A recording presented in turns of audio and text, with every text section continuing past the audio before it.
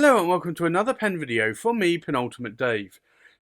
So I have here another pen for review, and this is a pen that I added to my personal collection, and this, as you can see, is in this lovely wood box, and it actually says here Danitrio. So yes, I do have a number of Danitrios now, and I have to say that I really do like the Danitrio pens. They come in a very wide range and varying range of pen designs, and also Maki-e and Urushi. But this is one that I really wanted to add to my collection. Now, sometimes a pen will speak to you straight away and you just have to have it. Sometimes you go seeking out that pen or a special pen, but this one I saw at the London Pen Show, and this was in March 2022, and I realized this just had to go to my collection. So I think let's take the lid off of this box, and you will see first off a little red mat here, and then you see the words Danitrio, original works for original people, and this is on a cleaning cloth. And then you have this beautiful pen. I'm just going to zoom in a little bit there so you can see it a little bit better. So you do get an eyedropper with this pen, so you can actually eyedropper this pen if you so wish. It doesn't have metal threads, although it does come with a cartridge converter. So I think let's remove the pen from its bed, and I will show you this pen in a lot more detail. So this is a beautiful Danitrio, and like I said, it actually spoke to me straight away when I saw it, and I just knew that I had to add this to my collection.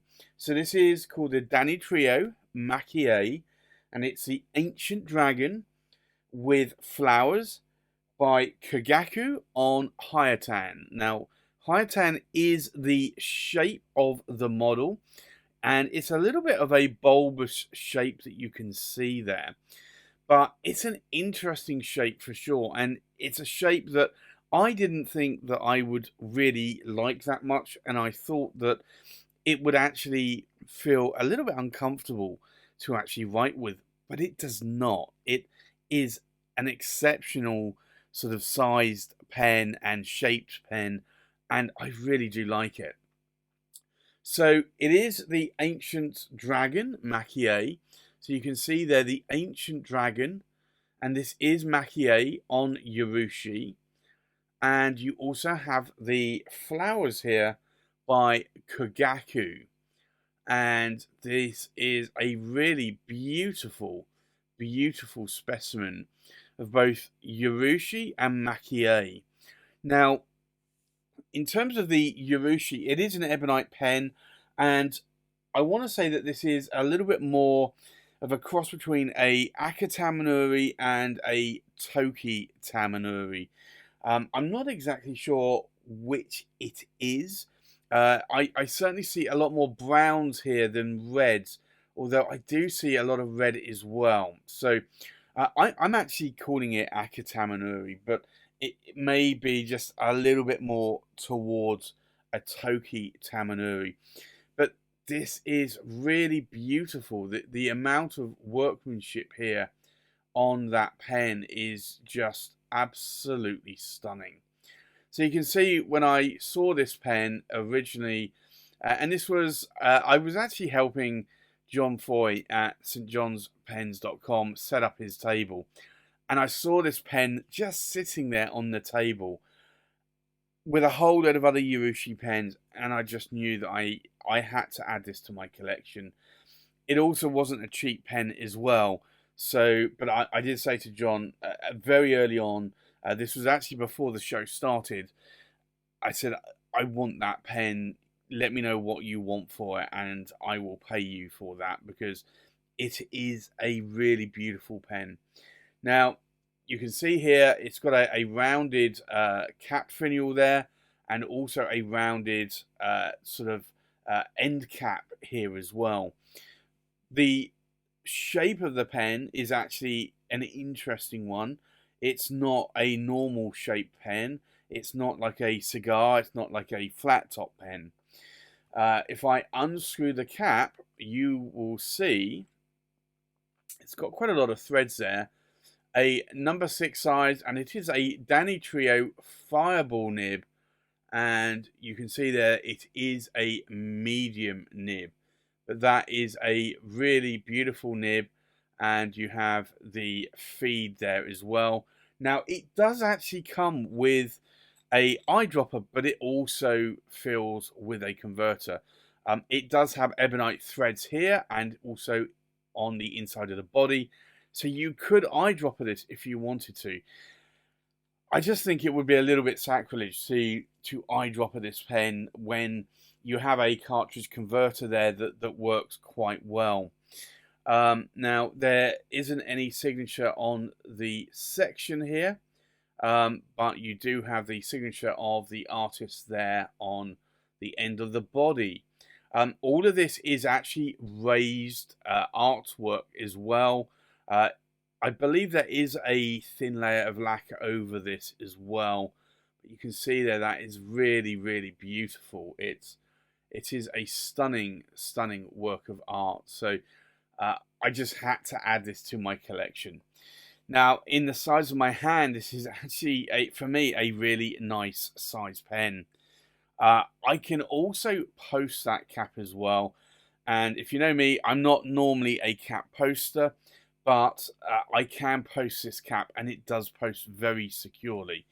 I think because of this different shape here at the end of the blind cap there, that helps for posting the cap.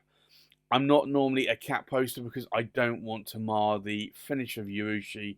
Although Urushi is quite a hardened surface, glass-like sort of smooth surface, you could still put some micro scratches in there, I believe, although Urushi is quite tough. But this, for me, is a really, really beautiful pen. It does have a lot of threads there, but you can see the artwork here is really, really something else. It really is beautiful. So I'm so glad I was able to pick this pen up.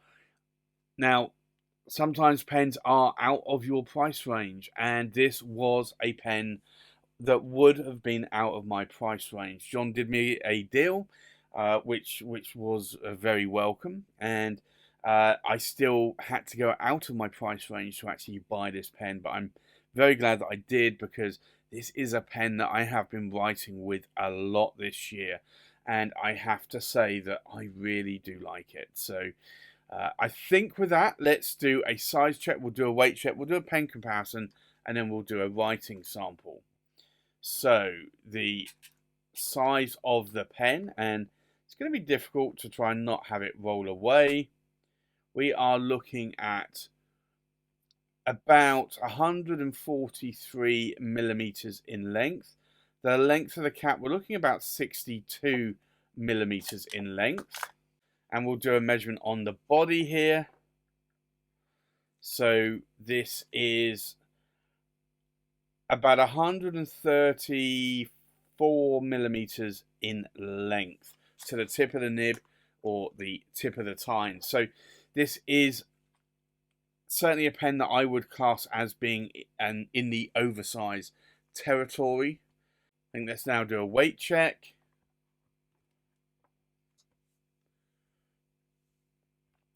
Now, the full weight of the pen, and this is inked up, we are looking at about 36 grams in weight. The weight of the cap, we are looking at just over 13.5 grams in weight. And then the weight of the body, we are looking at just over 23 grams in weight. So again, that's not a bad weight pen. It is made from ebonite, so ebonite typically isn't a super light material, but it is a lighter material. So it's I normally think that ebonite is around about the weight of resin, but obviously it depends really on how thick that ebonite is, how thick or how much you bore out of the ebonite rod, or likewise a resin rod. But this is a really, really beautiful, beautiful pen. So I think with that, let's do a comparison with other pens. So from left to right, we have a Ryan Crusack Legend 16 in the Dragon Slayer. We have a Pilot Custom Urushi in the Vermilion. We have a Danitrio, and this is the Chinkin Cage Momata. We have another Danitrio, and this is the Maki-e Moonlit Grass. We have a Urushi Studios India, and this is a Xiphos R in Akatamanuri. We also have the Danitrio Maki-e Ancient Dragon with Flowers by Kugaku on Hayatan. We have a Nakaya, and this is the Long Cigar, and this is in Toki Tamanori. And we have another Nakaya Long Cigar, and this is in Heki Tamanori. We have a Pelican M1000 Raden Starlight and a Pelican M1000 Raden Sunlight. So I think let's go and do a writing sample. So this is the Danny Trio, and it is the Ancient Dragon with Flowers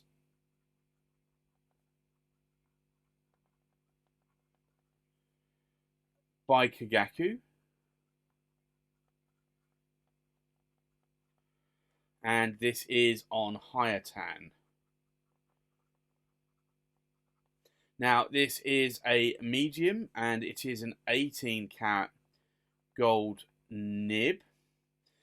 Now, the ink in here today is Diamine Wild Strawberry, which is a beautiful red ink that I do like a lot. I also like Diamine Poppy Red as well. I've been using Diamine Wild Strawberry a lot this year.